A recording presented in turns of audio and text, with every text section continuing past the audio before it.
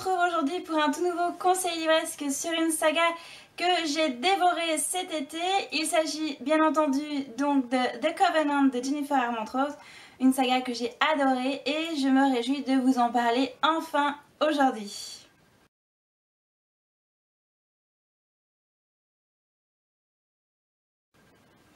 Alors la découverte de la saga s'est fait naturellement. Donc j'ai commencé à découvrir l'auteur avec la saga Lux à l'été 2013 que j'ai lu donc petit à petit. Et puis j'ai eu la chance de gagner à un concours jeu de patience que donc j'ai découvert en mars. Et ce fut encore une fois un gros coup de cœur. Donc je me suis un peu lancé le défi à ce moment-là de découvrir un maximum de livres de cet auteur qui faisait beaucoup parler d'elle.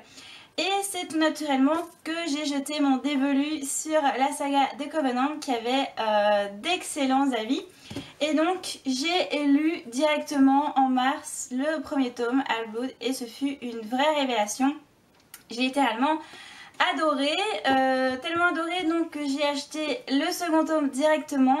Alors j'ai fait l'erreur de le feuilleter avant de lire, donc je m'étais fait de fausses idées qui m'ont freiné. Du coup c'est vrai, je l'ai mis en pause parce que j'avais peut-être aussi d'autres livres prioritaires à lire et j'ai laissé pas loin là dans ma bibliothèque. Et jusqu'en juin j'ai acheté les autres tomes parce que voilà, je voulais quand même lire toute cette saga, alors autant l'avoir directement sous la main.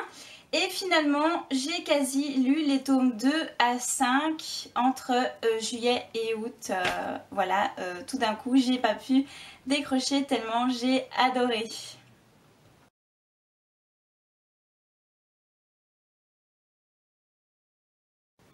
Alors pourquoi est-ce que je vous conseille cette saga? Bon, c'est très difficile de vous expliquer un petit peu cet univers très complexe parce qu'en fait il évolue d'une manière spectaculaire entre le tome 1 et le tome 5. Voilà, quand je lis le tome 1 et quand je lis le tome 5, je me dis qu'il y a une sacrée différence quand même. Donc voilà, pour moi c'est un univers à découvrir parce qu'il est vraiment unique, bien que c'est vrai, quand on lit le premier tome, on ne peut s'empêcher de penser à Vampire Academy. Pourquoi? Parce que la mythologie entre guillemets est un peu similaire, vous voyez, entre les purs, Half-Blood et alors les Moroi et les Dampires. Voilà, l'ennemi commun, c'est les démons, donc ici dans The Covenant. De l'autre côté, on a donc les Strigoi. C'est vrai que on ne peut s'empêcher de faire cette comparaison, mais alors je tiens à préciser que ça s'arrête là. Voilà. Ça ne va pas plus loin, donc ça ne doit absolument pas vous freiner dans la découverte de cette série. Donc pour moi, Half-Blood c'est vraiment un tome d'introduction. On va découvrir donc notre héroïne Alexandria, et puis un peu tout ce petit monde qui gravite autour d'elle, son retour donc au Covenant. Et puis et voilà, et on est parti directement dans l'action parce que ce tome là nous embarque directement dans une histoire qui est déjà terrible, hein. Quand je repense à la fin de ce premier tome, j'étais quand même assez surprise. Donc voilà, ça reste quand même un tome d'intro, il faut pas l'oublier. Je trouve que le deuxième tome amène déjà un petit peu plus donc de mythologie. Pourquoi? Parce qu'on va faire vraiment à la connaissance d'un personnage central que personnellement j'ai détesté. Il s'agit de Seth. Voilà, Seth est un personnage très particulier, très important.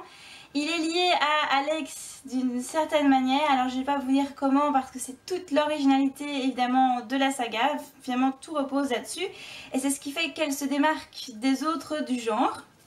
Donc voilà, ici il y a un petit peu moins d'action, mais on va découvrir un petit peu plus ce lien qui lie donc Seth à Alex, donc c'est très intéressant, frustrant aussi quand on n'est pas team Seth, quand on est team Hayden. Voilà, on est en manque de ce personnage que j'ai adoré dès le premier tome, mais bon, ça n'en reste pas moins un tome super intéressant. Un tome que je qualifierais quand même de transition parce qu'on en apprend un tout petit peu plus, mais pas encore assez. Et c'est ce qui est réservé au troisième tome, Deity, alors que j'ai littéralement englouti. Voilà, je l'ai englouti d'une traite, j'ai pas pu m'arrêter tellement je l'ai trouvé explosif. Pour moi, c'est le meilleur tome quasiment de la série. Pourquoi? Parce que voilà, il nous emmène plus loin dans l'histoire. Donc c'est plus qu'une histoire d'Half-Blood et de Pur qui peuvent pas se mélanger. C'est plus qu'une histoire de démons qui menacent un peu la communauté. Non, non, ici, cette fois-ci, on plonge vraiment au cœur de la mythologie et on découvre enfin, on va dire, les ancêtres de nos Half-Blood et de nos Purs. Et ce sont effectivement, et oui, les dieux grecs, voilà.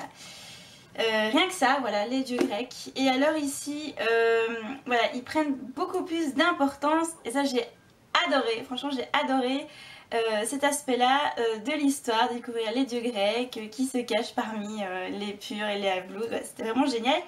Et donc, on découvre vraiment plus un petit peu l'histoire de ces dieux grecs, leur implication dans la vie des Purs et des Half-Blood, etc. Donc, c'est vraiment génial.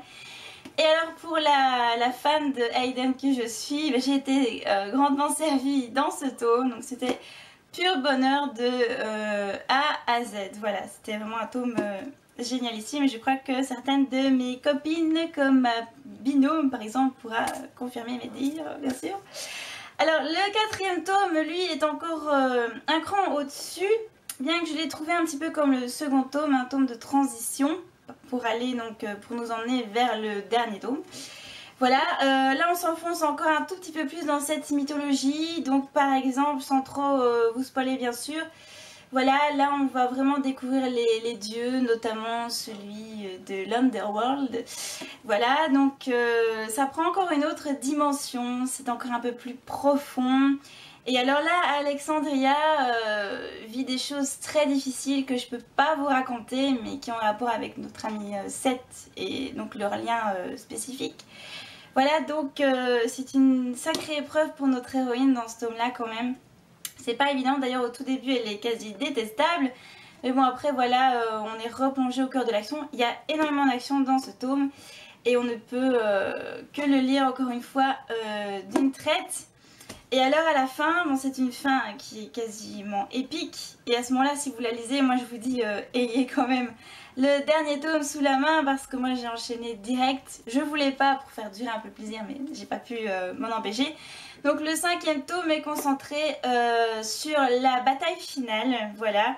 Sans vous en dire trop encore une fois. Donc c'est une bataille finale qui est épique, qui est très originale, qui est très dure, voilà. Donc...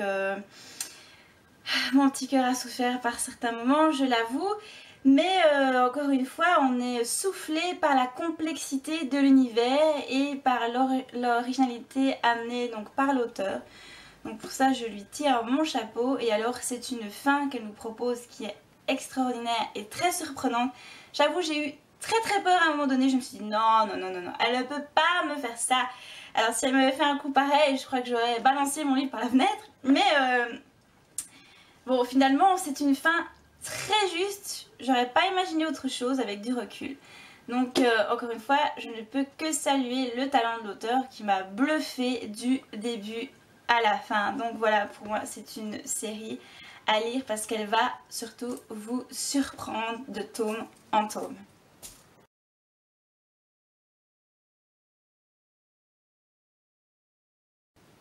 Alors niveau pratique, vous l'avez vu, il y a donc 5 tomes de sortie, hein, vous venez de les voir. Niveau version française, donc les droits ont été achetés, maintenant je ne peux pas avancer de date, peut-être 2015, voire 2016, aucune idée, mais en tout cas la saga est bien partie pour être traduite, donc voilà, soit vous attendez jusque là. Ou alors si vous avez envie de vous lancer en VO, n'hésitez pas parce que le niveau est assez accessible, comme tous les livres de Jennifer, j'ai envie de dire. Donc voilà, si vous avez envie de vous lancer, ça peut être une très bonne série de démarrage. Alors cela dit, donc, en plus de nos 5 tomes, il y a 2 novellas. Alors la première, c'est vrai, je l'ai en numérique, que je vais vous montrer ici. Donc, ça fait joli. Voilà, c'est Demon, donc voilà, c'est une préquelle qui se passe vraiment avant le tout premier tome, qui nous explique un peu les origines et cette fameuse menace donc des démons, voilà.